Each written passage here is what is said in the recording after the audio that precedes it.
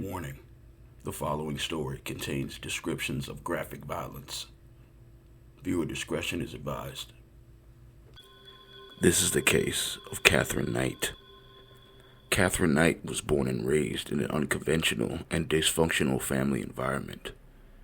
Her mother, Barbara Ruffin, had been married to Jack Ruffin and lived with him in the small town of Aberdeen in New South Wales, Hunter Valley. They had 4 sons before Barbara began an adulterous relationship with Ken Knight, a friend and co-worker of her then husband. Local backlash forced Barbara and Ken to move to Maury. None of her sons went with her.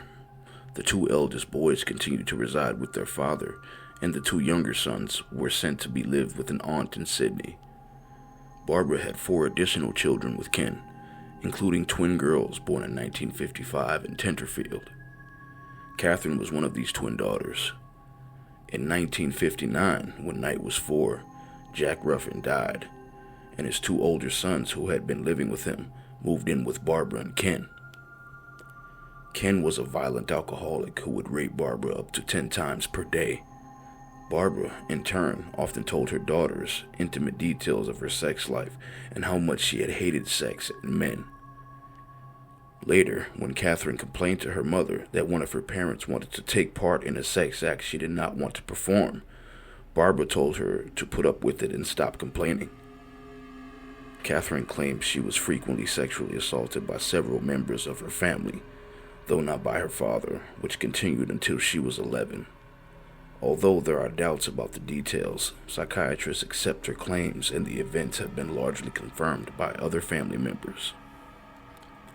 Barbara's great-grandmother was an indigenous Australian from the Maury area who had married an Irishman. Barbara was proud of this fact and identified as Aboriginal. This was kept a family secret, as there was considerable racism in the area at that time, and Barbara's descent was a source of tension for the children. Apart from her twin sister, the only person whom Katherine was close to was her uncle, Oscar Knight, a champion horseman. She was devastated when he committed suicide in 1969 and continues to maintain that his ghost visits her. But the family moved back to Aberdeen the same year.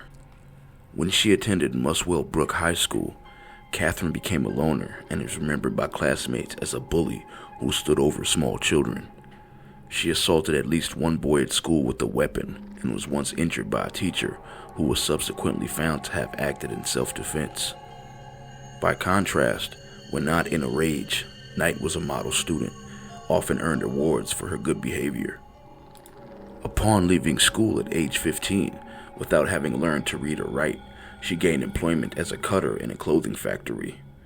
12 months later, she left to start what she referred to as her dream job, cutting up offal at a local abattoir.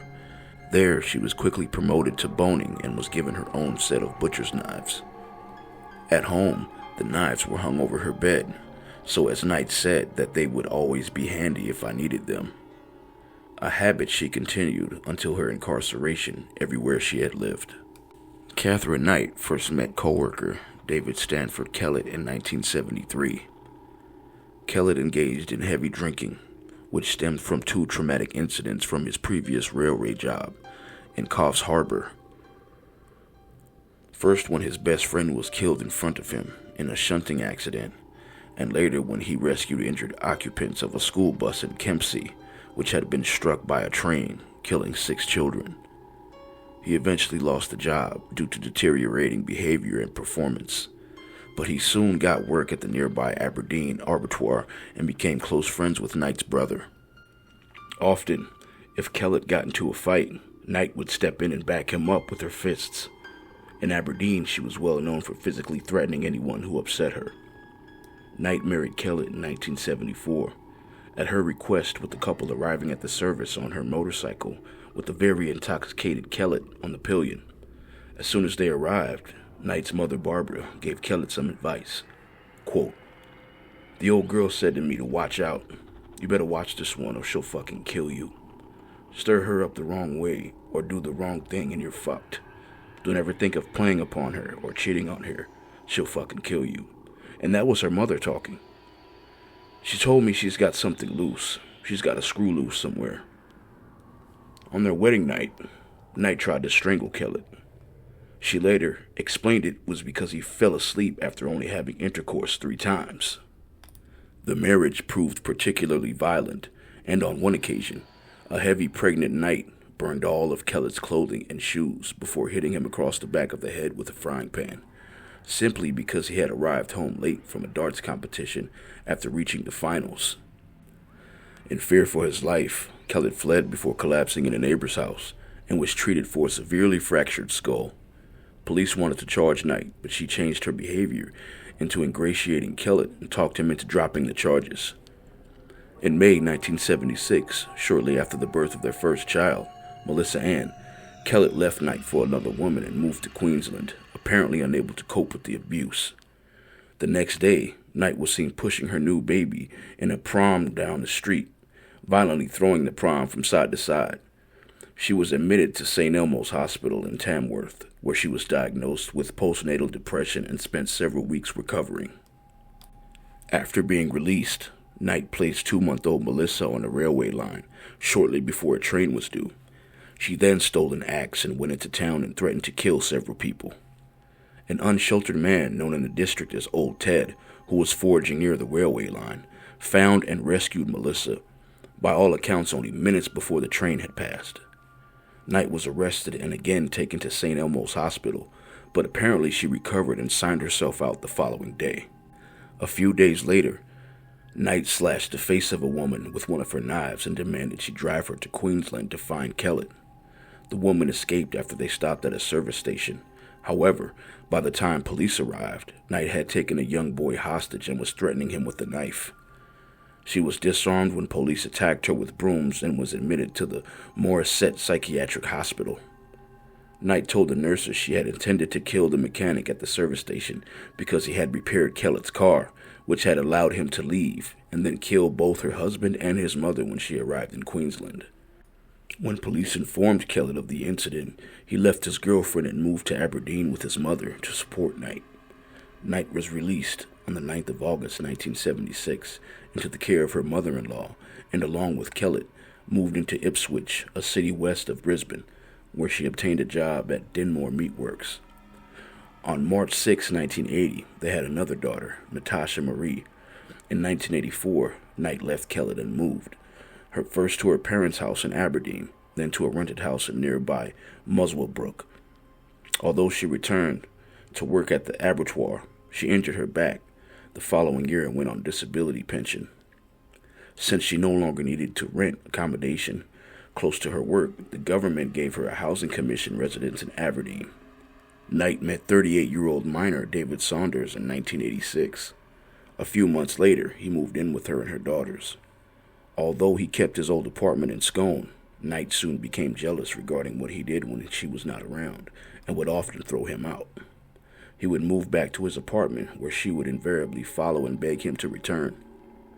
In May 1987, she cut the throat of his 2-month-old dingo pup in front of him, for no one reason, as an example of what would happen if he ever had an affair, before going on to knock him unconscious with a frying pan. In June 1988, she gave birth to a third daughter, Sarah, which prompted Saunders to put a deposit on a house. Knight paid off the deposit when her workers' compensation came through in 1989. Knight decorated the house throughout with animal skins, skulls, horns, rusty animal traps, leather jackets, old boots, machetes, rakes, pitchforks. No space, including the ceilings, was left uncovered. After an argument in which she hit Saunders in the face with an iron before stabbing him in the abdomen with a pair of scissors, he moved back to Scone. But when he later returned home to Aberdeen, he found that she had cut up all his clothes. Saunders took a long service leave and went into hiding. Knight tried to find him, but no one admitted to knowing his whereabouts. Several months later, Saunders returned to see his daughter and found that Knight had gone to the police and unjustly told them she was afraid of him. They issued her an apprehended violence order against him. In 1991, Knight became pregnant by 43-year-old former abattoir co-worker John Chillingworth and gave birth the following year to a boy they named Eric. Their relationship lasted 3 years before she left him for a man she'd been having an affair with for some time, John Price. John Price was the father of 3 children when Knight began an affair with him. Reputedly a terrific guy, liked by everyone who knew him, his own marriage had ended in 1988, while his 2-year-old daughter had remained with his former wife. The 2 older children lived with them. Price was well aware of Knight's violent reputation, as she moved into his house in 1995. His children liked her. He was making a lot of money working in the local mines, and apart from violent arguments, at first life was a bunch of roses. In 1998, Knight and Price fought over his refusal to marry her. In retaliation, she videotaped items he had allegedly stolen from work and sent the tape to his boss. Although the items were out-of-date medical kits that he had scavenged from the company rubbish tip, Price was fired from the job he had held for 17 years. That same day, he kicked her out and she returned to her home while news of what she had done spread throughout the town. A few months later, Price restarted the relationship, although he now refused to allow her to move in with him. The fighting became even more frequent, and most of his friends would no longer have anything to do with him while they remained together. In February 2000, a series of assaults on Price culminated with Knight stabbing him in the chest. Finally fed up, he kicked her out of his house. On the 29th of February, he stopped at the Scone Magistrates Court on his way to work and took out a restraining order in an attempt to keep her away from both himself and his children. That afternoon, Price told his co-workers that if he did not come to work the next day, it would be because Knight had murdered him. Despite their pleas that Price should not return home, he stated that he was afraid Knight would kill his children if he didn't.